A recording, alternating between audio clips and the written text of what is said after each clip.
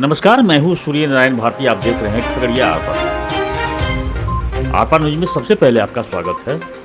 मेरी मौजूदगी अभी 136वां गोपाष्टमी मेला परिसर में है, जहां 1-2 वर्ष ही नहीं बल्कि 136 वर्ष पूर्व से ही यहां गोपाष्टमी मेला का आयोजन प्रत्येक वर्ष धूमधाम से किया जाता रहा है।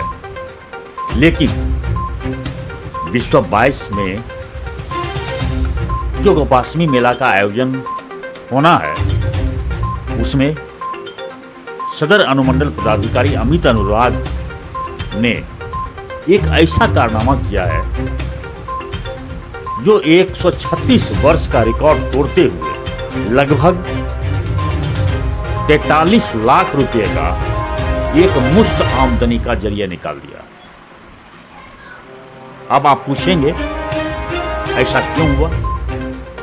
तो प्रत्येक वर्ष की भांति जो गौशाला मेला का आयोजन किया जाता रहा है, उसमें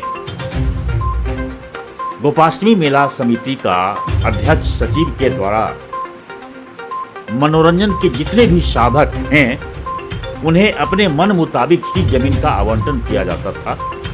लेकिन इस बार विश्व 22 में मनोरंजन साधक के लिए एक बोली का प्रावधान किया गया, जिसमें ज़्यादा से ज़्यादा बोली लगे और गोपाष्टमी मेला समिति को ज़्यादा से ज़्यादा पैसा प्राप्त हो सके। इसलिए एसडीओ अमित अनुराग, जो गोपाष्टमी मेला के अध्यक्ष होते हैं, उन्होंने ऐसा प्रावधान लागू करते हुए लगभग 43 लाख रुपए का आमदनी एक मुश्त तैयार किया है। और 1 नवंबर से आगामी 10 नवंबर तक गोपाष्टमी मेला का आयोजन किया जाना है।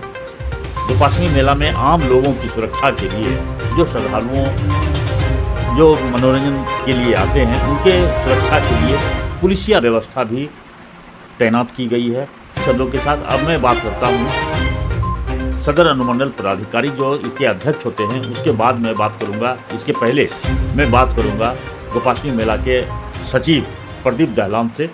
इसके बाद फिर कई लोगों से मैं बात करता हूं कि आखिर उनका क्या कुछ कहना। ये विश्व 22 के जो 36वां गोपाष्टमी मेला जो लगाई जा रही है, इसके लिए डाक का प्रावधान किया गया है। और उसमें ऐसा सुनने को मिल रहा है कि सबसे बड़ी रकम इस डाक के माध्यम से गौशाला मेला को प्राप्त हुआ है, यानी 43 लाख रुपया, जहां 11 लाख रुपया प्रति वर्ष गौशाला को आमदनी होती थी, वहां चौगुना आमदनी की स्रोत बन गया। क्या कहें? इस बार जो है प्रथम बार 10 वर्षों में झूला के डाक का प्रक्रिया चालू की गई, जिसकी उच्चतम डाक 43 लाख रुपया हुई। 3 डाक में भाग लिए थे बोलीकर्ता, उसमें सबसे हाईएस्ट 43 लाख रुपया चंद्रकांत जी की हुई है।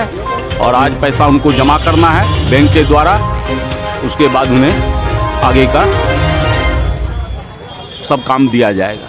यह जो इतनी बड़ी मोटी रकम का जो डाक बोली लगी है, क्या इस डाक पर या इस बोली पर आम आदमी जो श्रद्धालु वहाँ पर गौशाला मेला में जाएंगे और मनोरंजन के साधन को जो देखेंगे और उस पर यदि उपयोग करना चाहेंगे, तो कितना प्रभाव पड़ेगा? हमारे हिसाब से इस पर प्रभाव नहीं पड़ना चाहिए, क्योंकि उसको स्पष्ट कहा गया है कि जो पहले जो रेट थी वही रेट रहेगी। क्या शुभ नाम हुआ? प्रदीप कुमार दहलान, सचिव गौशाला खगड़िया। सर, जिले में 134वां गोपाष्टमी मेला का आयोजन प्रत्येक वर्ष किया जाता है।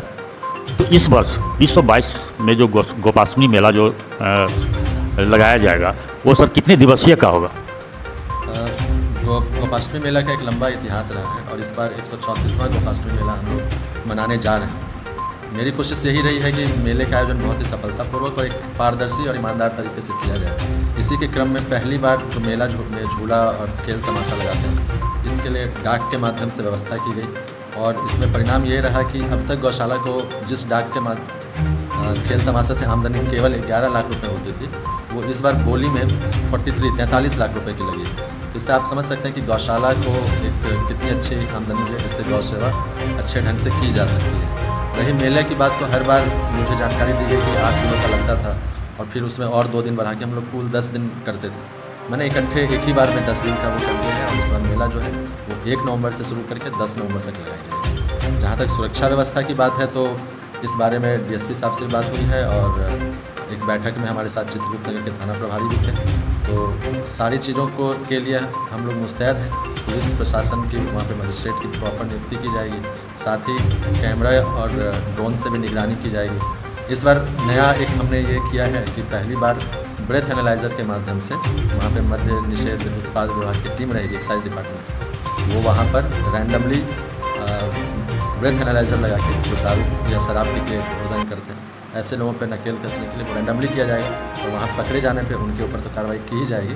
साथ ही इससे हम लोग कानून व्यवस्था को भी और भी सुचारू ढंग से चला सकते हैं। सर, इसमें जो गोपाष्टमी मेला है उसमें कितने तारीख को उद्घाटन किया जाएगा?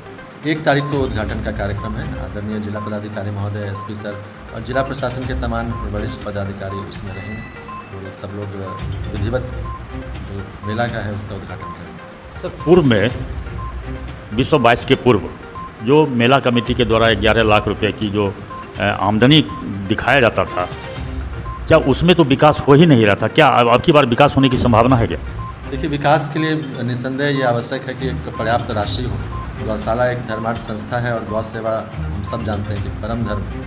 तो जब आमदनी 11 लाख थी तो उस अनुसार विकास हो रहा था। अब जब इस बार इतनी अधिक बोली लगी है, इतनी राशि गौशाला को अगर मिल रही है और वो गौशाला के खाते में ही राशि जमा होगी, तो उससे उम्मीद है कि गौशाला समिति, जिसका चुनाव मैंने 20 वर्षों में पहली बार करवाया है, समिति इस पर ध्यान देकर विकास के लिए आवश्यक कदम करेगी और मेरी ओर से भी सतत निगरानी इस चीज़ की जाएगी।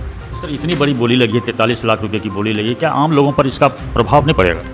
हम लोगों की कोशिश होगी कि इस बारे में एक न्यूनतम जो है, अब बोली लगाने वाले तो अपनी बोली लगाए क्योंकि खुली डाक थी, अब इस पर हम लोग कोशिश करेंगे कि एक मिनिमम जिससे लोगों पे ज़्यादा बोझ न भी ना पड़े, क्योंकि आयोजकों ने बताया कि इस वक्त काफ़ी नए ढंग की चीज़ें झूला के रूप में इस्तेमाल की जाएंगी। जैसे एक हमने खुद देखा कि रेंजर झूला जो शायद पहली बार लगा रहे हैं ये लोग, और कुछ और जो है वो लगाएंगे। तो मनोरंजन के साथ साथ हम ये भी ध्यान रखेंगे कि पॉकेट फ्रेंडली हो, ज़्यादा भार भी ना पड़े हम लोग। अभी तक सर मेला परिसर में बहुत जगह पानी दिखने को मिल रहा है, कीचड़ भी दिखने को मिल रहा है, इसके लिए क्या व्यवस्था की है? इसके लिए 3 दिन पहले ही नगर परिषद को वहाँ पे निर्देशित किया गया है। कार्यपालक पदाधिकारी से बात हुई है। कल 5 ट्रेलर लगा के वहाँ पे उसका काम किया गया था। आज भी अभी काम चल ही रहा है। उम्मीद है कि कल तक, क्योंकि मेरा 1 से शुरू होना है, पर कल तक हम लोग वहाँ पे साफ़ सफाई का काम करवाएंगे।